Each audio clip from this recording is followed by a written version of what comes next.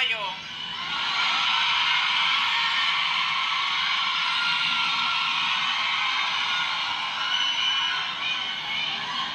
Um, Upo muna siguro para yung mga nasa likod makakita din. Kawawa naman yung nasa likod. Okay?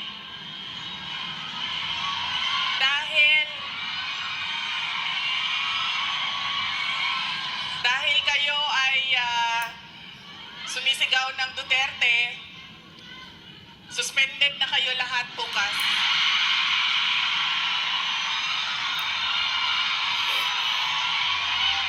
Suspended kayo, suspended.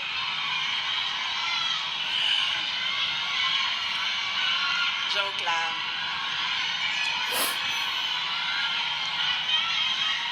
Unahin ko muna ang aking mga pagpapasalamat. Mga thank you muna dahil baka sa sobrang daldala natin, mamaya sa sobrang pagbibigay ng mensahe ay makalimutan ko ang mga pagpapasalamat. Kaya mabuti nang mauna ang mga pagpapasalamat. Una, tayong lahat ay nagpapasalamat sa Hong Kong government and sa Hong Kong police sa kanilang tulong sa atin para mabuo ang ating pasasalamat ngayong araw na ito.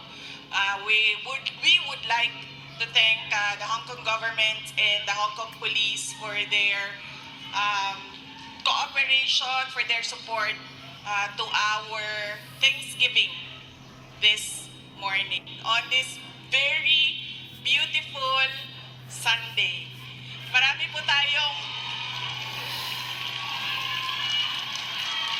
tayong mga kababayan na nandoon sa labas at lahat ng mga first timer na nakakita sa akin.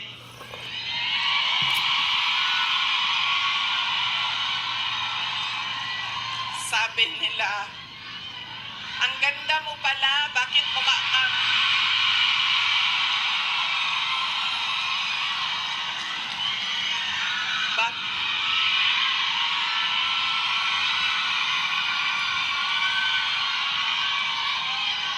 Ay, Macau! Hello! Maraming salamat! Okay. Sabi niya, ang ganda mo pala, bakit mukha kang...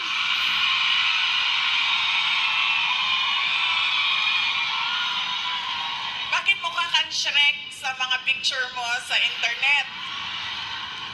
Sabi ko sa kanya, sabi ko, ma'am, basta Pilipina, maganda talaga yan. Tayong lahat yun. Now, hindi ko lang alam sa mga Pilipino, sa mga lalaki natin, pero sigurado ako sa mga Pilipina ay maganda. Dahil, ano ang ating proof o evidence sa buong mundo na maganda talaga ang Pilipina? Ilan ang Miss Universe natin? 4. 4 ang Miss Universe na winners ng Pilipinas. Kaya, ibig sabihin, global ang beauty ng Pilipina. Kaya, bago ang lahat, sabihin nyo sa lahat ng kaaway ninyo, Pilipina ako, maganda ako.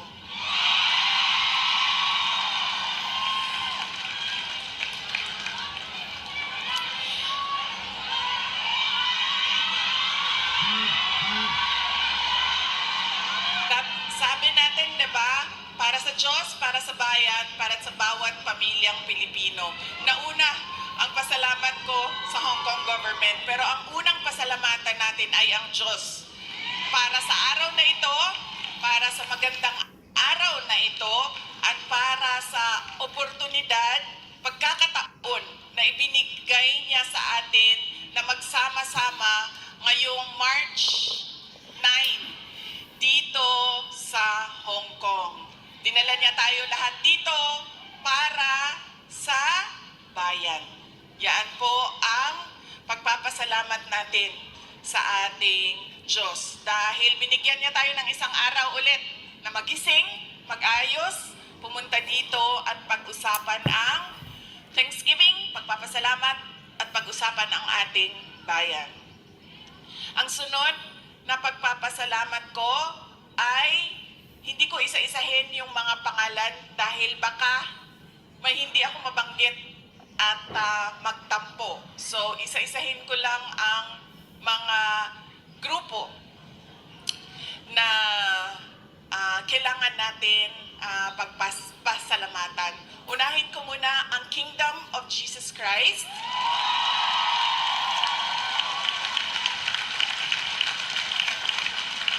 Dahil sa kanilang pagod, luha at pawis para mabuo ang ating Thanksgiving ngayong umaga na ito. Ang sunod na kailangan natin kailangan ko pagpasalamatan ay kayong lahat, mga kababayan namin, mga kababayan namin dito sa, ang iba galing pang Pilipinas.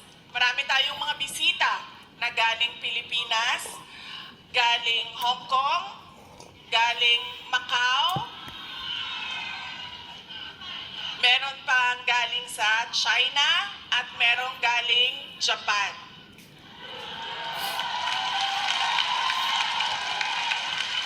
Maraming salamat sa inyo dahil ibinigay ninyo ang oras ninyo ngayong araw na ito. Madami sa inyo kailangan maglaba. Kailangan magplancha. Yes, mag-day off, pero kailangan yung laban yung damit ninyo. Kailangan ninyo magpa-parlor kasi, di ba? Araw ito ng pagpahinga. Kailangan maglinis ng inyong bahay. Kailangan magpa-pedicure. Diba? Kailangan magpa-dentista dahil araw ito ng pagpahinga. So, kailangan ayusin lahat ang sarili. Ang para sa sarili. Pero, binigay ninyo ang oras ninyo at araw ninyo ngayong umaga na ito para sa atin. Kaya maraming salamat sa inyong lahat. At, alam nyo, kanina habang naglalakad ako, kasi malapit lang kami, so naglakad lang kami, ang ganda ng weather ninyo dito sa Hong Kong, no? Nakakaganda siya ng kutis.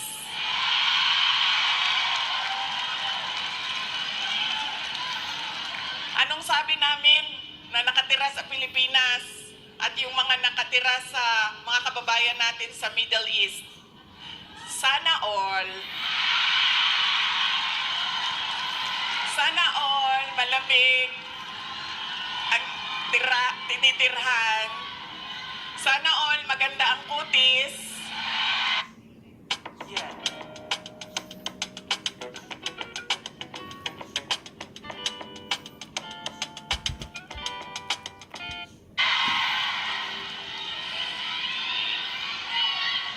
Kaya isa din yan sa dapat ninyong ipagpasalamat sa Diyos. Nandito kayo sa lugar na hindi magulo, maganda ang klima, at lalong-lalo na nandito kayo dahil meron kayong hanap buhay. Hindi natin gusto na umalis ang ating mga kababayan sa Pilipinas. Pero marami sa atin, dahil walang oportunidad sa ating bayan, ay nakikipagsapalaran sa iba't ibang lugar sa mundo para sa inyong mga pamilya. Kaya yun ang sunod natin na pagpasalamatan, yung ating mga mahal sa buhay. Bawat pamilyang Pilipino, kailangan natin magpasalamat sa kanila dahil binibigyan nila tayo ng lakas, sinusuportahan nila tayo, at tinutulungan nila tayo sa ating pakikipagsapalaran sa ibang lugar. Ayaw nila na umalis kayo, ayaw nyo rin na iwanan sila. Pero kailangan natin gawin dahil kailangan suportahan ang ating mga pamilya. Okay? Magpapasalamat ulitin ko sa Diyos, sa Hong Kong government, Hong Kong Police, sa KOJC, sa inyong lahat, mga kababayan namin na nandito, at syempre kailangan natin pasalamatan ang PDP laban. Parang tinanggal na ata nila ang laban, no? PDP na lang, no? Opo.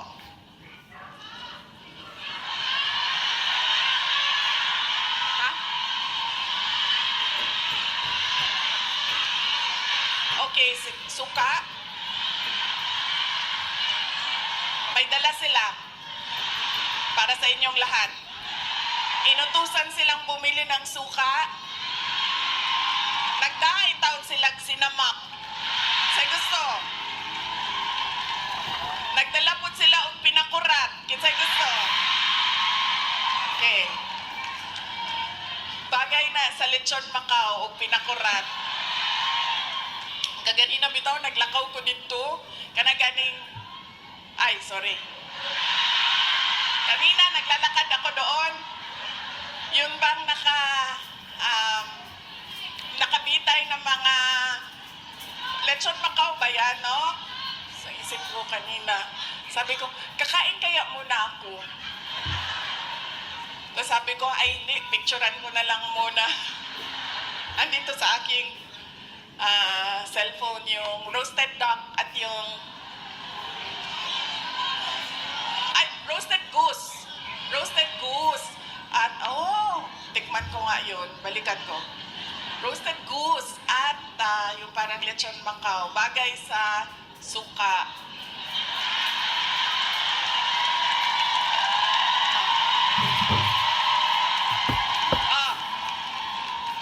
Ano pa ang bagay sa suka? May oras pa ba ako? Bigla na lang ako palisin dito. Ano pang bagay sa suka? Ang ating chorizo longganisa. Diba? Ulat. Chicharon. Mangga. Mangga at suka.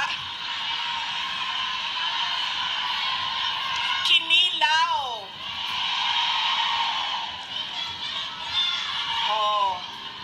Bulat, galunggong. Yes. Diba? So, kaya tayo lahat nauutusan na bumili ng suka. Kasi lahat yan, lahat ng pagkaing masasarap, kailangan ng suka. Alam niyo, wala sa listahan ko yung speech na suka na yan. Actually, wala akong listahan ng speech ko dahil matagal ako kagabi nag-decide kung pupunta ako dito sa Thanksgiving.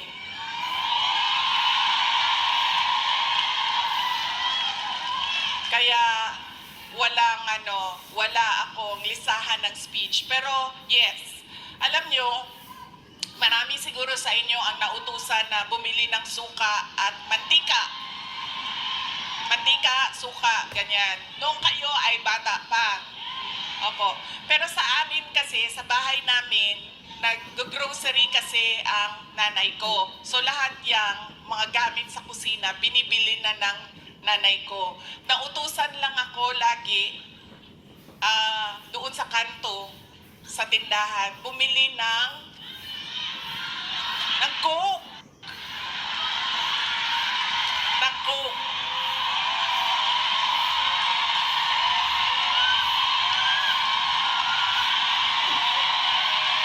I'm sorry. Totoo yan. Hindi joke yan, ha? Totoo yan. Alam nyo, di ba, tag 5 pesos lang ang Coke noon? 1980s? Or less pa nga ata siguro? 5 pesos? O, mga 4 pesos ang Coke noon. Tapos ang pera natin, yung Yan yun. Pero totoo yan ha, hindi Coca-Cola ha. Kasi kayo naman, pag sinabing Coke, tapos wala pang ano noon, wala pang 1.5, 2 liters. Litro lang yan. Litro lang yan nung kapanahunan natin. So yun. So, saan na tayo? Sa pagpapasalamat. Papasalamat tayo sa PDP, ating mga kandidato sa PDP. Aabot tayo dyan mamaya. And syempre, kailangan natin magpasalamat kay Pastor Apollo Kibuloy for his generosity. Alam nyo, bumisita ako sa kanya nung siya ay nasa hospital, sa Pasig Hospital. Sabi niya sa akin, kung hindi ako nakulong, kung hindi ako inoppress, pinahirapan, hindi ko maisip na tumakbo para tumulong sa mga nakakulong, sa mga pinapahirapan at sa na-oppress. Sabi niya, tama lang na ganito ang nangyari dahil naliwanagan ako at napaabot sa akin ang mensahe na kailangan kong tumakbo bilang senador para tumulong sa mga nahihirapan at pinapahirapan.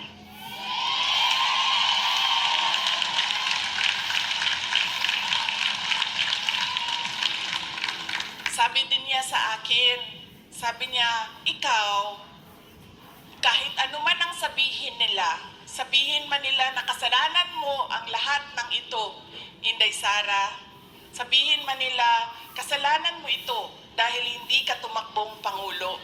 Pero sabi niya, ayaw na.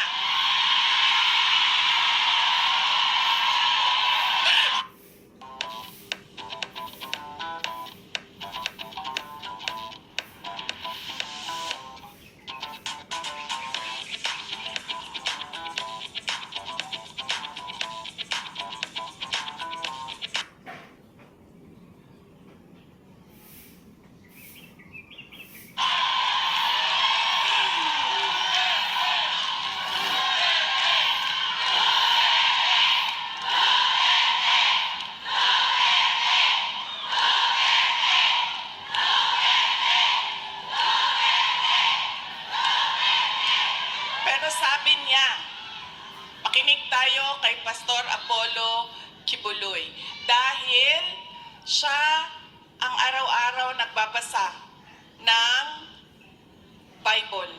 Siya ang nakakaalam by heart kung ano ang salita ng Diyos. Ano ang words of God.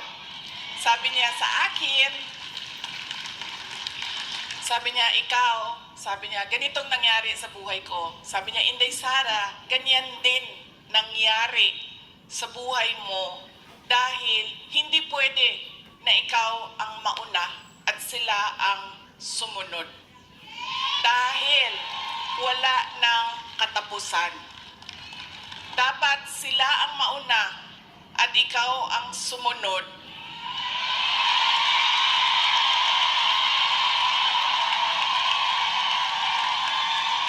para matigil na at hindi na paulit-ulit ang kahirapan sa ating bayan. Kaya nung sinabi niya sa akin yon, hindi na masyadong masakit. Masakit pa rin sa akin pag nakakarinig ako ng kasalanan mo yan lahat, Inday Sara. Pero iniisip ko na lang, naku, sinabihan ako ni Pastor Kibuloy, you are there, you are where you are intended to be by God. Exactly where you are.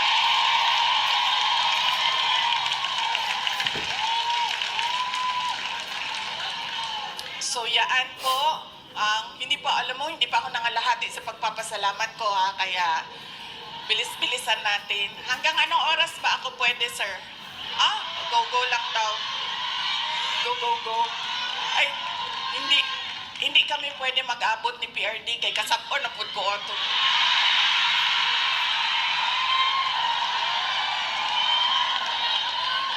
Kibaw mo nang nagsayo ko, Tagalog din. Alam nyo, bakit ako nandito ng maaga? Gumising talaga ako ng maaga. Ang alarm ko, 6:30 a.m., 7 a.m., 7:30 a.m., 8 a.m. Apat yung alarm ko. Para hindi kami mag-abot ni President Rodrigo Duterte. Kasi pagagalitan na naman niya ako sa mga pangyayari. No, hindi naman siya nagagalit. Actually, mabait. Kumalma na si PRD nung medyo nagka-edad na siya. Mahal ko kayo.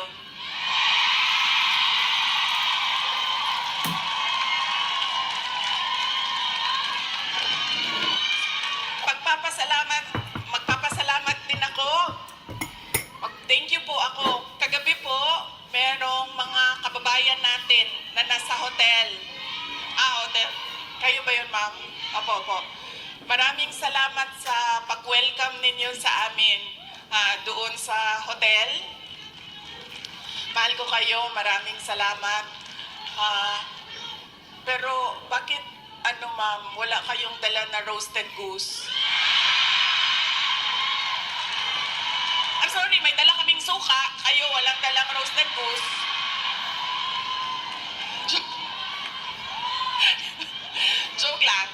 Joke lang. Pero salamat salamat sa pag-welcome ninyo sa amin doon. Sigurado ako na kahapon may kailangan din kayong gawin. Busy din yung oras. Pero pumunta kayo doon at winelcome nyo kami sa hotel. Maraming salamat sa inyo.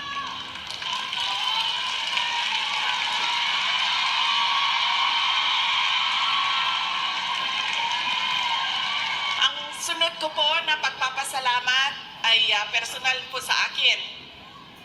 Para sa inyong lahat, mga kababayan namin dito sa China, sa Hong Kong, sa Macau, dahil noong 2016 ay nagkita-kita din tayo dito para sa pagpapasalamat, tapang at malasakit at suporta sa administrasyon ni Pangulong Duterte. Kaya papasalamat po ako dahil from 2016 hanggang 2025 ay nandyan pa rin kayo at nandito pa rin kayo para sa bayan. Maraming salamat. Sunod po ay personal pa rin ang pagpapasalamat ko sa inyong lahat, sa tulong ninyo, sa kampanya ninyo, sa suporta ninyo para sa akin at sa boto ninyo noong nakaraang halalan noong 2020.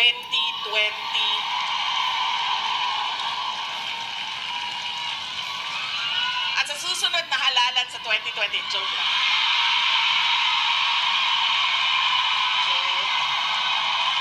Madali lang.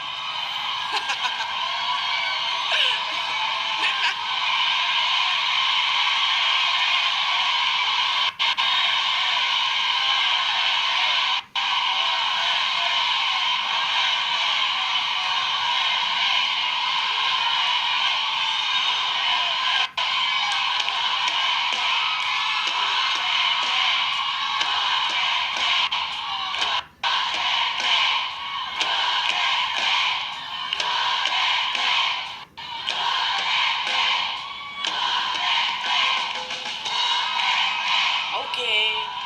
Papunta na po ang suspension order. Sige.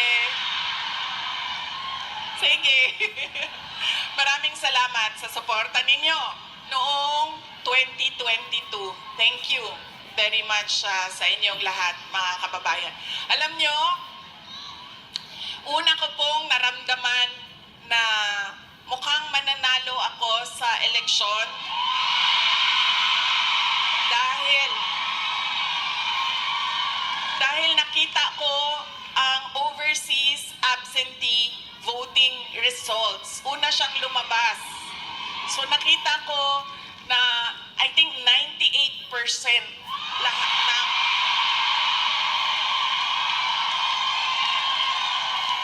OFW votes ay para sa akin. Kaya doon ko naramdaman na parang baka siguro manalo ako.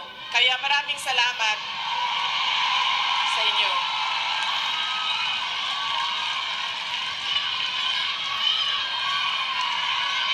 Ang susunod ko po na pagpapasalamat ay sa akin pa rin, para sa inyong lahat, sa suporta ninyo sa aking mga kasamahan, sa aming trabaho, sa programa at proyekto ng Office of the Vice President. Maraming salamat po sa inyong lahat. Dahil kayo lang po ang sumusuporta sa OVP, ang buong gobyerno po ay iniwanan na po ang OVP.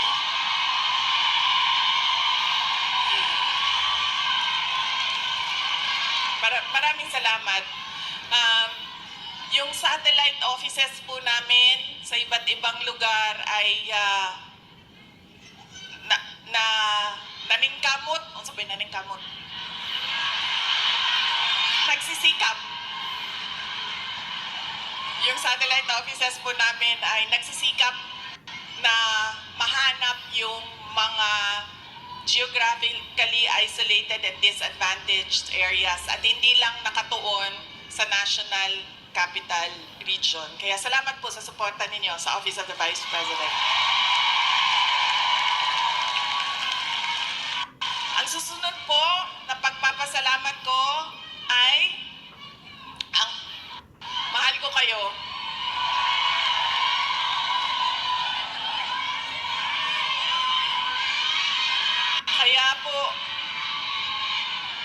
Kaya po hindi ako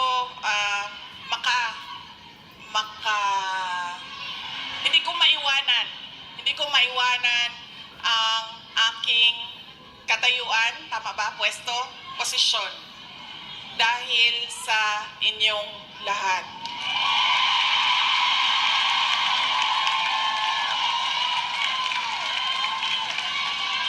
Ang sunod na pagpapasalamat ay mula po sa aming pamilya, ang pamilya Duterte.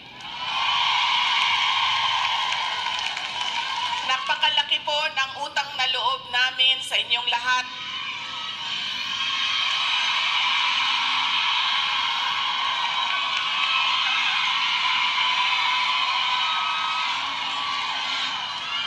Dako kayo ang amo ang utang nga kabubuton kaninyong tanan, mga kaigsuunan namo. Sa pagkakataon na ibinibigay ninyo sa amin na makaserbisyo o makapagtrabaho sa ating pamahalaan.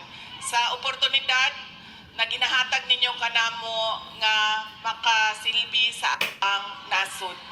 Maraming salamat po sa inyong lahat.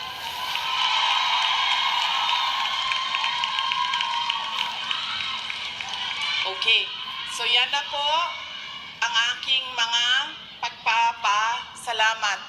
Meron pa ba akong hindi na Maraming salamat, ma'am. Ang sunod ay lilipat na po ako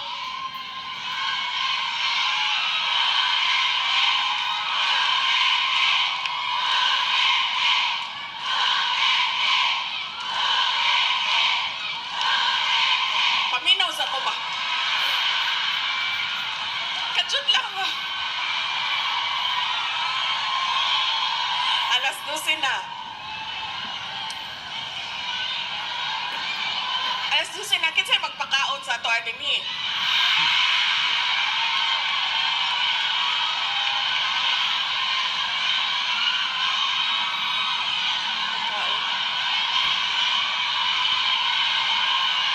Anay Jollibee. May Jollibee daw, sabi ni ma'am.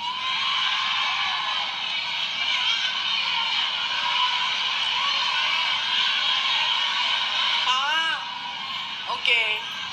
So, hindi daw tayo kakain lahat para sa bayan. Okay. Sige, okay lang. Kailangan ko din naman magpa-reduce. So, okay lang.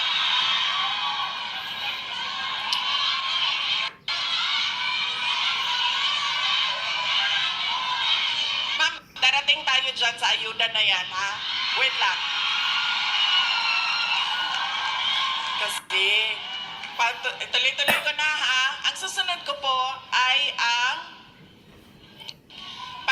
dahil pagpapasalamat po ito kay PRRD, former President Rodrigo Duterte, ay mag-share ako sa inyo ng aking pagpapasalamat sa kanya. Medyo mahaba itong kwento na ito, so mamaya nyo na singilin yung mga suspension order ninyo. Alam nyo, isa lang, sa lahat-lahat siguro ng pagmamahal or generosity ni former President Rodrigo Duterte, isa lang ang stand out. Nag-iisa lang ang lagi kong pinagpapasalamat sa Diyos na ginawa ni Tatay Digong, ni former President Duterte sa akin.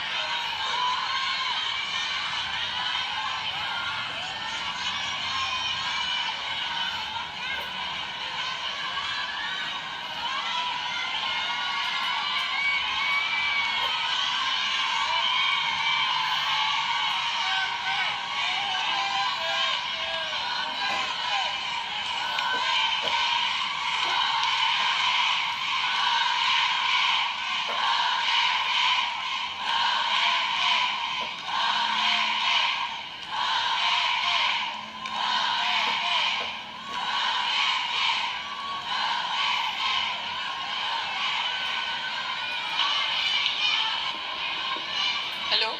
Okay na? Sir, pakihanap nga yung inutusan ni Marcos na patayin yung akin.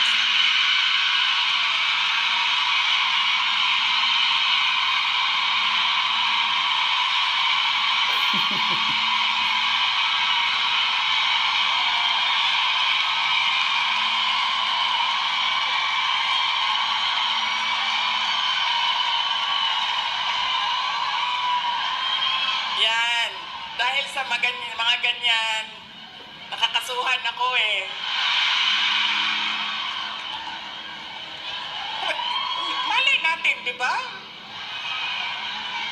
Baka may inutusan dyan.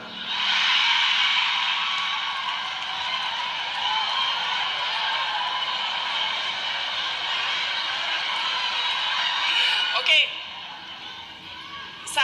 Isa lang. Paulit-ulit yan pag napapaisip ako sa tatay ko. Binigyan halaga niya at inulit-ulit niya sa akin ang kahalagahan ng edukasyon. Hindi niya ako tinigilan. Alam niyo, si PRD, yun pong mga nasa harap, kailangan niyo po umupo kasi hindi makakita yung nasa likod. Hindi siya tulad ng tatay ninyo na malambing, mapagmahal. Hindi ganyan ang tatay ko. Ang tatay ko galing siya sa generation na laging galit. Diba? Sino yung may mga magulang na yung generation na laging galit?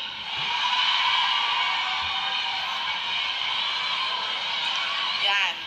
Galing dyan ang generation. Galing dyan ang tatay ko sa generation na yan. So, lagi siyang galit. So, sa akin, maalala ko, sinabi niya talaga sa akin, paulit-ulit habang ako ay lumalaki, ikaw, Sabi niya, hindi ka tao sa paningin ko. Napaisip ako noon, diba? Sabi ko, pusa o aso? Sabi, hindi ka tao sa paningin ko kung hindi ka abogado o doktor. Totoo yan. So paulit-ulit niya yan na sinasabi sa akin. So syempre, pag ikaw bata ka, diba? Papasok yan paulit-ulit dyan sa iyo. So ako din, habang ako ay nag-aaral, nung ako ay lumalaki, nag-aaral ka, elementary, high school, napasok na sa isip ko. At 4 years old hindi ko alam, baka sa tiyan pa lang sinasabihan na ako ng tatay ko, ikaw, hindi ka tao. O hindi ka... Kasi 4 years old pa lang, sa yearbook ko ng kindergarten, nakalagay doon, I want to be a pediatrician. Imagine nyo, hindi doktor Alam ko kung ano ang specialty ko. Sabi ko, I want to be a pediatrician. Andyan pa yan hanggang ngayon, ang yearbook na yan. Kaya,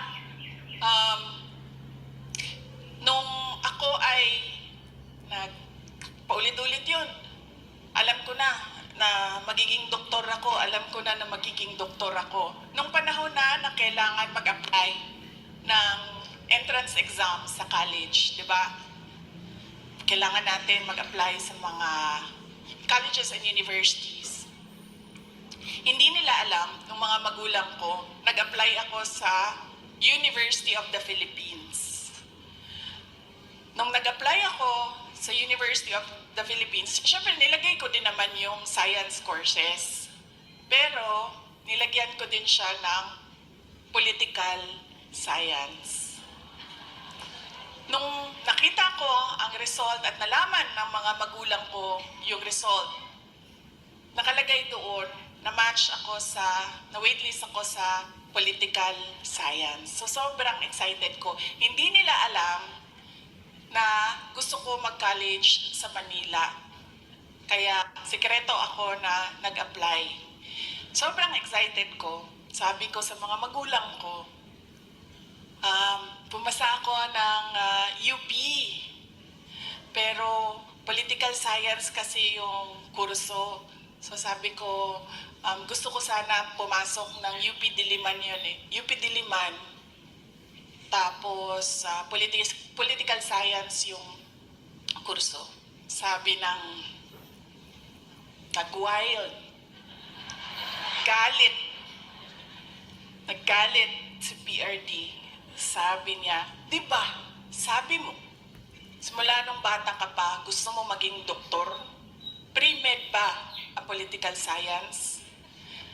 Tapos sabi niya, hindi ka pwede pumasok ng University of the Philippines. Kahit saan man yan. Sabi niya, dahil kilala ko ang ugali mo. Anak kita.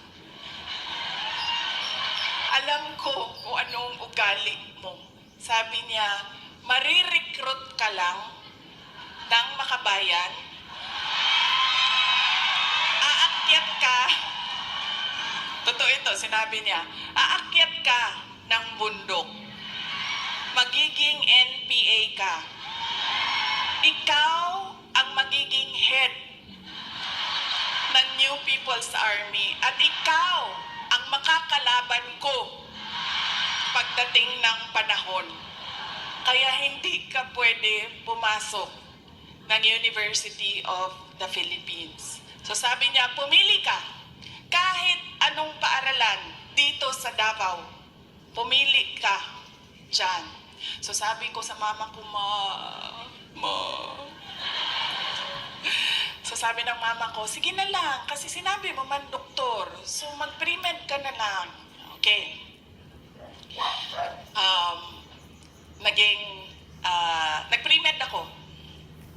Nag-pre-med ako. Tapos, syempre, papunta akong doktor, so binilisan ko yon, natapos kaagad ako, and then ito na, mag-medicine na. Sobrang excited si President Duterte na papasok na ako ng medicine proper. Siya ang pumili ng paaralan. Siya ang pumili kung saan ako titira. Tapos, pumunta na lang siya sa akin at sinabi niya na, ayan na, may school ka na, na-enroll ka na, may bahay ka na, pumunta ka na lang doon ng ganitong date. So pumunta ako doon. Pagdating ko doon, kompleto na. May kama na ako, may washing machine, may refrigerator, may kotse pa. Ganyan siya ka-excited. Sige ma'am, ipa-adapt kita sa tatay ko. Huwag ka mag-alala. Ganyan siya ka-excited noong ako ay medicine na. Tapos, syempre, hindi naging successful yung aking pagpasok sa School of Medicine. Isang taon pa lang, 1 year, actually 1 sem pa lang. First sem pa lang, alam ko na parang fish out of water. Alam niyo yung, bakit madali para sa kanilang nahihirapan ako sobra. Tapos, dumating ang second sem na halos hindi na ako pumapasok. So, kinabahan na ako.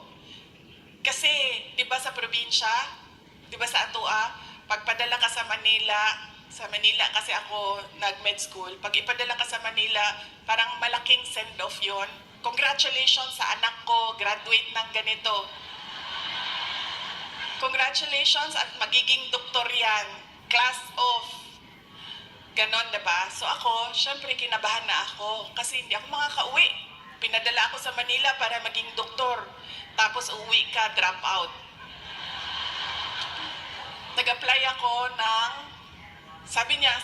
naisip ko pa noon, nung pinag-iisipan ko, ang kapalaran ko, sabi naman ng tatay ko, doktor daw o abogado. So dito na lang ako sa abogado. So lumipat ako, nag-apply ako sa San Beda College kasi at the time na nagdesisyon ako, San Beda College na lang yung bukas sa mga exams, entrance exams. So hindi ko pa sinabi kaagad sa mga magulang ko na nasa San Beda na ako. Nalaman na lang nila dahil nagsabi ang driver. Sabi niya, hindi na yan siya pumupunta ng Cavite. Lagi kaming nandyan sa Menjola.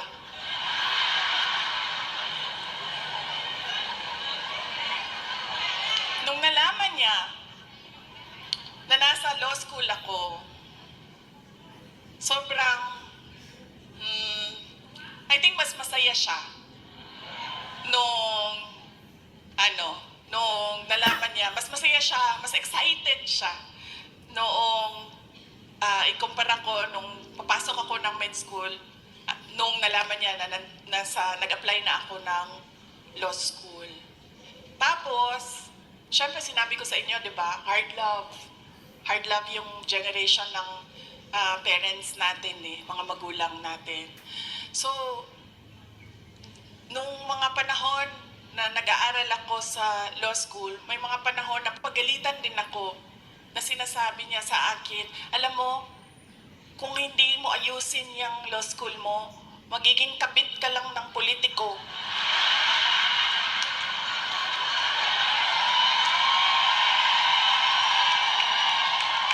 Ganyan. Ganyan siya kung, di ba pangit pakinggan sa atin? Pero ganyan yung style niya para idikdik sa'yo na mag-aral ka.